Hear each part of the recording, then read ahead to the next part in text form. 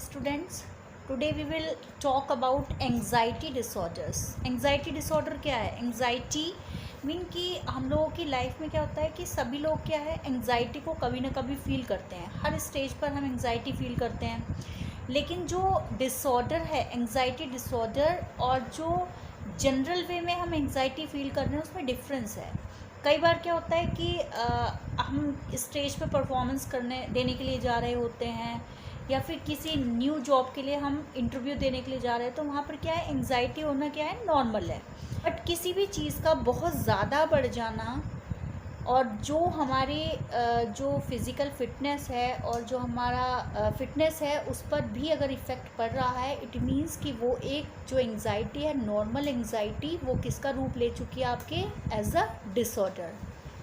We experience anxiety when we are waiting to take an examination or to visit a dentist or even to give a solo performance.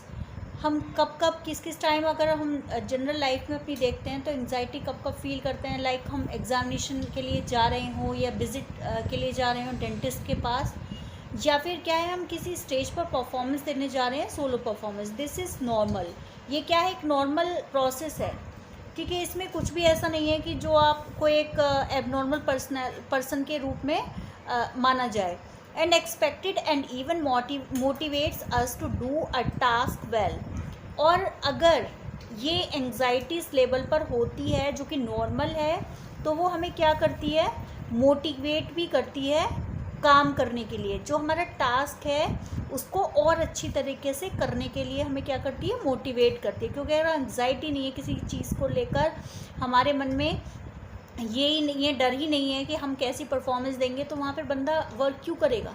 वो बिल्कुल नहीं करेगा. जैसे अभी आपके board के एग्ज़ाम्स आएंगे तो वहाँ पर क्या है आपके अंदर एक एंग्जाइटी होगी, लेकिन वो नॉर्मल होनी चाहिए. ऐसा नहीं है कि वो जो है इतनी ज़्यादा हो कि पता चला कि आप जो है जो लर्न करा हुआ है आप उसको भी भूल जाएं.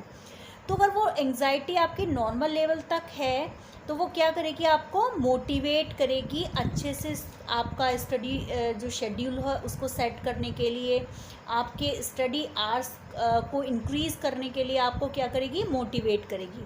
On the other hand high levels of anxiety that are distressing and interfere with effective functioning indicate the presence of an anxiety disorder. लेकिन अगर इसके कॉन्ट्रेरी अगर हम देखते हैं तो क्या होता है कि अगर हाई लेवल ऑफ एंग्जाइटी है, बहुत ज़्यादा एंग्जाइटी है, तो वो क्या करती है आपका जो आपका मोटिवेशन लेवल है वो भी कम हो जाएगा और वो किस चीज़ में कन्वर्ट हो जाएगी डिस्ट्रेस में. और डिस्ट्रेस कैसा है आपके लिए क्या है नेगेटिव सिम्टम है किसी भी चीज़ के लिए. तो और वो क्या करेगा जब एंग्जाइटी का लेवल बहुत ज़्यादा बढ़ जाएगा तो वो इंटरफियर करेगा किसके साथ, आप जो फंक्शन कर रहे हैं, आप जो वर्क कर रहे हैं आप उसको इफ़ेक्टिवली परफॉर्म नहीं कर पाओगे. तो ये क्या कहलाता है आपका anxiety disorder. Everyone has worries and fears. देखिए हर पर्सन जो भी लिविंग बीइंग है उसके क्या है उसकी लाइफ में ऐसा नहीं है कि वरीज ना हो या फियर्स ना हो. जो भी पर्सन है उसकी लाइफ में या तो कम क्वांटिटी में कम या ज़्यादा वरीज हो सकती हैं, लेकिन होंगी ज़रूर, उनका एग्जिस्टेंस ज़रूर होगा किसी न किसी रूप में. हम जो वरीज और फियर्स ज़रूर अपनी लाइफ में पाते हैं. The term anxiety is usually defined as a diffuse vague very unpleasant feeling of fear and apprehension. अब ये जो आपका एंग्जाइटी टर्म है अगर हम उसको डिफ़ाइन करें तो वो क्या है, एक ऐसा टर्म है जो डिफ्यूज़ वेग very unpleasant feeling of fear and apprehension. Diffuse क्या है यहाँ पर चारों ओर बिखरना. ओके. वेग क्या है आपका लाइक नॉट क्लियर, कोई भी चीज़ है जो क्लियर नहीं है डेफिनेट नहीं है, वो चीज़ क्या है आपका वेग है. Very unpleasant feeling of fear, और एक अनप्लीजेंट फीलिंग है, और वो किस चीज़ की फीलिंग है आपकी फियर की, जिसका कोई रीज़न नहीं है और जिसका कोई औचित्य नहीं है, रेशनल है, वो फीलिंग आपकी फियर की है. एंड एप्रीहेंशन मीन्स डर, चिंता या संशय. तो एंग्जाइटी को अगर हम डिफ़ाइन करें तो ये एक ऐसी फीलिंग होती है, एक ऐसा डर होता है जो इरेशनल है, ठीक है। और वो डर या चिंता वो कैसी होती है, हमारी पर्सनालिटी में चारों तरफ बिखर जाती है, जगह ले लेती है। और वो जो डर होता है वो क्लियर नहीं होता हमारे माइंड में, क्या है वो कॉन्स्टेंटली पाया तो जा रहा है लेकिन वो क्लियर नहीं है, ठीक है। तो वो क्या कहलाता है आपका anxiety. The anxious individual also shows combinations of the following symptoms. अब ये जो एंग्शियस इंडिविजुअल है, जो भी पर्सन है जिसके अंदर एंग्जाइटी है, उसके अंदर बहुत सारे सिम्टम्स पाए जाते हैं। एक सिम्टम्स का कॉम्बिनेशन होता है, लाइक आपका रैपिड हार्ट रेट, उसके जो हार्ट रेट है वो भी बढ़ी हुई मिलेगी आपकी, शॉर्टनेस ऑफ ब्रीथ, उसको सांस लेने में भी थोड़ी थोड़ी प्रॉब्लम आएगी, डायरिया भी हो सकता है उसको, लॉस ऑफ एपेटाइट, उसकी जो पाचन शक्ति है वो भी कमज़ोर होगी, फेंटिंग, उसको कई बार क्या होता है कि दौरे भी पड़ने लगते हैं, बेहोशी भी आने लगती है, डिजीनेस और sweating, sleeplessness, frequent urination and tremors. तो ये जो सारी चीज़ें हैं कब होती हैं, जब पर्सन के अंदर ये जो एंग्जाइटी एक डिसऑर्डर के रूप में जनरेट हो जाता है। अगर आपकी नॉर्मल एंग्जाइटी है तो वहाँ पर इतनी सारी चीज़ें नहीं होंगी, हो सकती हैं कि आपके अंदर जैसे रैपिड हार्ट रेट भी हो सकता है, शॉर्टनेस ऑफ ब्रीथ भी हो सकती है, पर इतनी सारी अगर ये चीज़ें हैं, कॉम्बिनेशन आपको सिम्टम्स का मिल रहा है इतनी सारी, इट मीन्स कि वो जो आपकी एंग्जाइटी थी, नॉर्मल एंग्जाइटी, वो किसका रूप ले चुकी है, एज अ डिसऑर्डर, आपकी पर्सनालिटी का पार्ट बन चुकी है। अब बात आती है कि एंग्जाइटी है, इसके भी तरह तरह के क्या हैं, टाइप्स हैं, ठीक है। तो ये कि किस तरह की आपका ये जो एंग्जाइटी डिसऑर्डर है वो किस टाइप में आता है आपका, लाइक ये है आपका पहला generalised anxiety disorder, which consist of prolonged vague, unexplained and intense fears that are not attached to any particular object. देखिए, जो जनरलाइज्ड एंग्जाइटी डिसऑर्डर है वो क्या है, जनरलाइजेशन हो गया है वहाँ पे एंग्जाइटी का। वो जो फियर है जो कि क्लियर नहीं है, वो सब चीज़ों के लिए है, वो किसी पर्टिकुलर चीज़ के लिए नहीं है कि किसी पर्टिकुलर चीज़ को लेकर हमारे अंदर वो एंग्जाइटी जनरेट हो रही है, वो क्या है, सब चीज़ों के लिए जनरलाइज कर दिया है हमने यहाँ पर। तो जो जनरलाइज्ड एंग्जाइटी ऑर्डर है उसके अंदर क्या होता है, किसी एक पर्टिकुलर ऑब्जेक्ट से रिलेटेड नहीं होते हैं, अटैच नहीं होते हैं जो आपके इंटेंस फियर होते हैं, बल्कि वो हर एक चीज़ के साथ क्या कर लेते हैं, जनरलाइजेशन कर लेते हैं। The symptoms include worry and apprehensive fear about the future. अब जो इसके सिम्टम्स होते हैं वो कैसे होते हैं, उसके अंदर एक वरी होती है, एक चिंता होती है, एक डर होता है। एप्रीहेंसिव मीन्स आपका डर हो गया, संशय हो गया किसी भी चीज़ को लेकर, तो वो किस चीज़ को लेकर है, ये जो फ्यूचर को लेकर उनके अंदर क्या आ जाती है, एक फीलिंग आ जाती है कि एक डर वाली फीलिंग आ जाती है अपनी फ्यूचर को लेकर। वो लोग क्या हो जाते हैं, बहुत ज़्यादा इनसिक्योर हो जाते हैं। अगर वो एक जॉब भी कर रहे हैं तो उनको वहाँ पर एक डर बना रहता है कि कहीं ऐसा ना हो जाए कि इन फ्यूचर ये जॉब मेरे पास रहे ना रहे। अगर वो किसी पोस्ट पर हैं तो उनको लगता है कि ये पोस्ट कहीं मेरे से छिन ना जाए।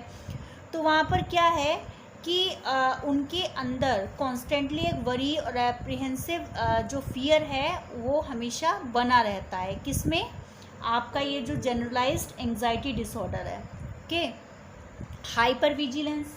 अब हाइपर विजिलेंस क्या है, जो लोग एक्सट्रीमली सेंसिटिव होते हैं। अब एक्सट्रीमली सेंसिटिव होना क्या है, लाइक अलर्टनेस, बहुत ज़्यादा जो लोग अलर्ट हो जाते हैं, हर एक चीज़ को लेकर अलर्ट हो गए, तो वो क्या कहलाता है आपका हाइपर विजिलेंस। जिन चीज़ों से आपका लेना देना नहीं होता, आप उन चीज़ों को लेकर भी अलर्ट अगर हो गए तो इट मीन्स कि कहीं ना कहीं आपके अंदर एंग्जाइटी डिसऑर्डर जनरेट हो चुका है।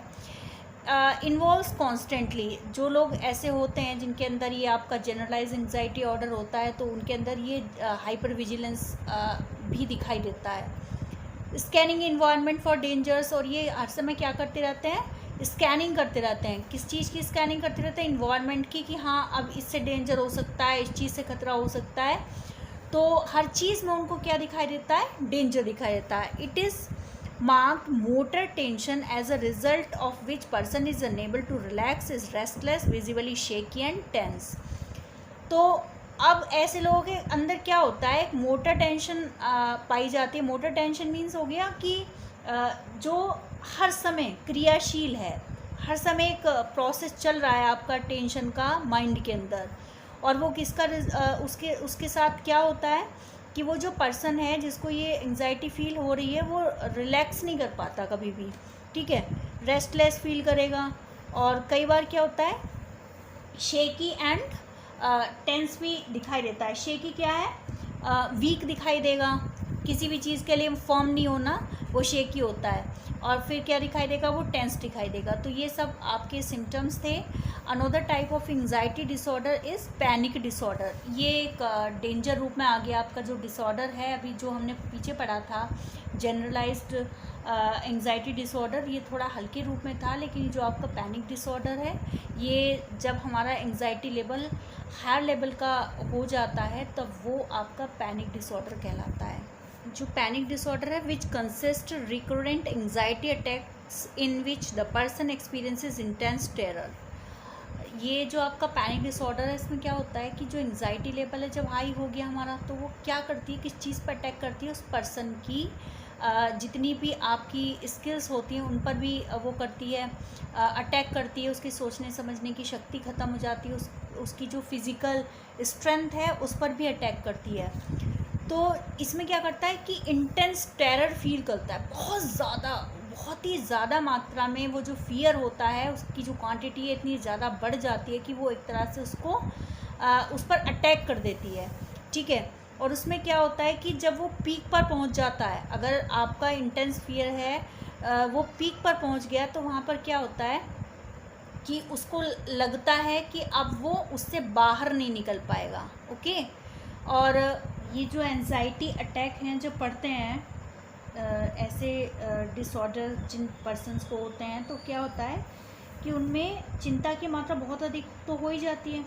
तो ये जो दौरे पड़ते हैं, जो अटैक पड़ते हैं, कुछ सेकंड से लेकर कुछ घंटों तक पड़ जाते हैं, ठीक है। और ये अचानक से ही पेशेंट में जनरेट होते हैं। और इसमें क्या होता है, जैसे डिजीनेस, चक्कर आना या दिल बैठना, सांस लेने में प्रॉब्लम होती है, या फिर इरेशनल जो आपके फियर हैं वो वहाँ पर उसमें दिखाई देने लगते हैं। तो कई बार क्या होता है कि जो पेशेंट होता है चीख कर लोगों को इकट्ठा भी करने का एफर्ट करता है। उसे ये भी एक्सपीरियंस होता है कि उसका जो दम है वो घुट रहा है, उसको सांस नहीं आ पा रही है और वो मरने वाला है। बात करते हैं हम लोग फोबियाज़ की।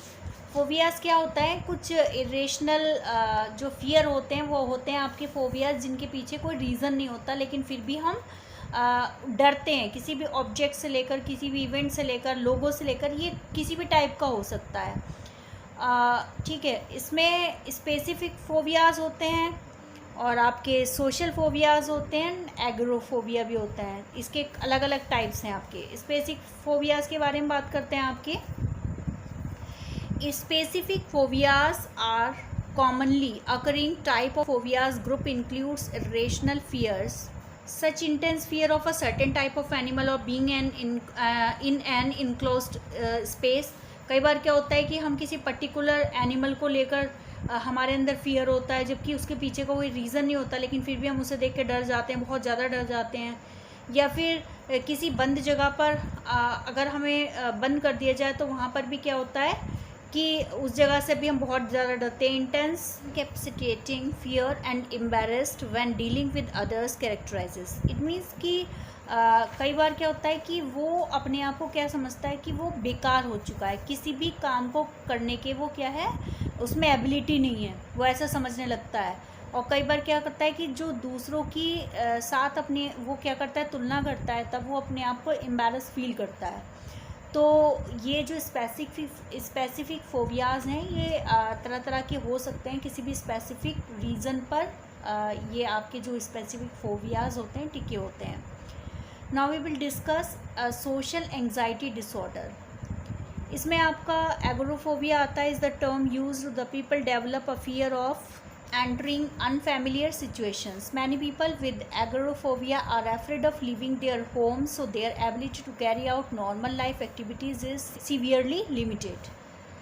ये जो आपका एगोरोफोबिया है ये किससे रिलेटेड है, उस प्रॉब्लम से जिसमें जो बंदा जो इसके अंदर ये वाली फोबिया है वो क्या करता है कि अपने घर से भी बाहर नहीं निकलना चाहता, कंफर्ट जोन बना लेता है। उस कंफर्ट जोन से वो बाहर नहीं निकलना चाहता, क्योंकि उसको क्या लगता है कि बाहर जाएगा अगर वो उस कंफर्ट जोन को, तो उसको अनफैमिलियर सिचुएशंस झेलनी पड़ेंगी। तो उन अनफैमिलियर सिचुएशंस को वो डील नहीं कर पाएगा, और इसके लिए वो क्या करता है, एक कंफर्ट जोन अपना जो बना रखा है उससे वो बाहर ही नहीं आना चाहता। कई बार क्या होता है, ऐसे लोग घर से भी बाहर नहीं निकलना पसंद करते। तो ये एक बहुत ही अलग टाइप का फोबिया है। और इसमें क्या होता है कि जो लोग हैं, जिस भी पर्सन को ये, जिस भी बंदे को ये है डिसऑर्डर, तो वो उनकी जो एक्टिविटीज़ हैं वो क्या हो जाती हैं, लिमिटेड हो जाती हैं। क्योंकि जब वो बाहर ही नहीं निकलेंगे तो वो नॉर्मल लाइफ को कैसे स्पेंड करेंगे। बाहर तो आपको निकलना पड़ेगा, लेकिन वो लोग क्या करते हैं, इस चीज़ के लिए अपने आप को अनेबल पाते हैं। एक बाहर का निकलने का जो डर है वो उनको बाहर नहीं निकलने देता। तो इसलिए इसके लिए वो क्या करते हैं, अपने आप को होम के अंदर एक बाउंडेड उसमें ले आते हैं फॉर्म में, और बाहर नहीं निकलते। The next is separation anxiety disorder, SAD is another type of anxiety disorder. Individual with separation anxiety disorder are fearful and anxious about separation from attachment figures to an extent that is developmentally not appropriate. Children with SAD may have difficulty being in a room by themselves. देखिए, जो इसके नाम से ही clear हो रहा है, separation anxiety disorder. इसमें क्या होता है, एक सेपरेशन का डर होता है कि जिस पर्सन के साथ वो बहुत ज़्यादा अटैच्ड हैं, जो उसको लगता है कि बहुत ही केयर करते हैं वो लोग, तो उनसे सेपरेशन का डर होता है ऐसे बंदे को, कि वो उससे अलग नहीं होना चाहते। ठीक है, अलग नहीं होना चाहते, ये तो बहुत अच्छी बात है, लेकिन अगर आप अपनी नॉर्मल लाइफ को भी नहीं स्पेंड करोगे फिर तो बेकार है। तो यहाँ पर क्या है, जो उनकी नॉर्मल लाइफ है वो इस चीज़ से उसका इफ़ेक्ट उस पर, उनकी नॉर्मल लाइफ पे पड़ने लगता है। वो लोग क्या करते हैं, एक हर समय उनके माइंड में ये चीज़ वो होती है कि अगर मैंने इस पर्सन को 1 मिनट के लिए भी अगर इधर उधर छोड़ा तो ये मेरे से अलग हो जाएगा। तो वो जो चीज़ है वो क्या करती है, वो उनमें हर समय एक जो फियरफुल सिचुएशन उनके माइंड में हर समय बनी रहती है, जिसकी वजह से क्या होता है, उनके अंदर एंग्जाइटी डिसऑर्डर जनरेट हो जाता है। और वो कौन सा एंग्जाइटी डिसऑर्डर होता है, आपका SAD। और जो चिल्ड्रन होते हैं जिनमें ये SAD होता है, तो वो कई बार स्कूल भी नहीं जाते, इवन वो अपने रूम से भी बाहर नहीं निकलते। और अगर वो पेरेंट्स के लिए ये SAD डिसऑर्डर है उनके अंदर अपने पेरेंट्स के लिए, तो वो उनके पीछे पीछे एक परछाई की तरह चलते रहते हैं। इवन उनका जो डेली रूटीन है वो भी उनके मदर और फादर तक ही सीमित हो जाता है, उसके बाहर की दुनिया से उनको कोई लेना देना नहीं होता। तो ये था आपका सेपरेशन एंग्जाइटी डिसऑर्डर। जो आपका obsessive compulsive and related disorders हैं, ये सबसे पहले हम बात करते हैं ऑब्सेसिव कंपल्सन क्या है। आपने अपनी जनरल लाइफ में देखा होगा कि कुछ लोग जो है बार बार हाथ धोते हैं, ठीक है, या किसी चीज़ को अभी जरा सा भी छूते हैं तो उसके बाद फिर हाथ धोने के लिए चले जाते हैं। या फिर कुछ लोग क्या करते हैं, जो कॉइन्स होते हैं या छोटी छोटी चीज़ें उनको बार बार धोते हैं। और क्या करते हैं, कभी कभी क्या होता है कि ऐसे लोग भी देखे होंगे जो रोड पर चलते हैं एक पर्टिकुलर पैटर्न को फॉलो करके चलते हैं। तो ऐसे जो लोग होते हैं उनके अंदर कौन सा डिसऑर्डर होता है, obsessive compulsive disorder. Obsessive compulsive disorder क्या है, तो सबसे पहले हम क्या करते हैं कि बात करते हैं ऑब्सेशन क्या है, ऑब्सेसिव बिहेवियर क्या है। देखिए, ऑब्सेशन क्या है, इसमें जो भी पर्सन होता है वो किसी पर्टिकुलर वर्क को करने के लिए कंपल्सिव फील करता है, चाहे उसका माइंड उस वर्क को मीनिंगफुल और शेमफुल बता रहा हो। पेशेंट ये जानता है कि उसके जो थॉट्स हैं इरेशनल हैं, पर फिर भी उन थॉट्स को माइंड में वो रखता है और उनको रिमूव नहीं कर पाता।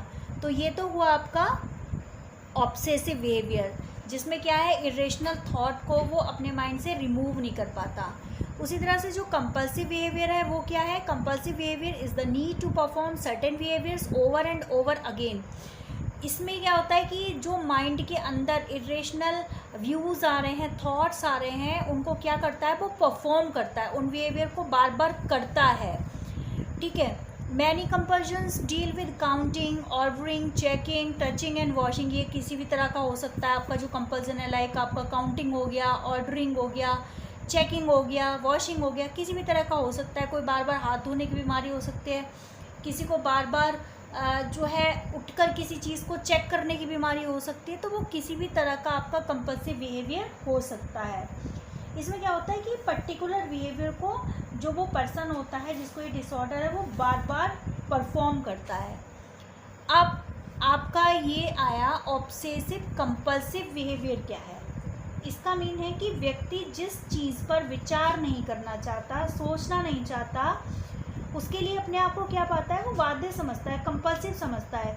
या फिर सिंपल लैंग्वेज में हम कह सकते हैं कि वह कोई वर्क अपनी इच्छा ना होते हुए भी करता है, तो वो क्या क्या कहलाता है आपका ऑब्सेसिव कंपल्सिव डिसऑर्डर।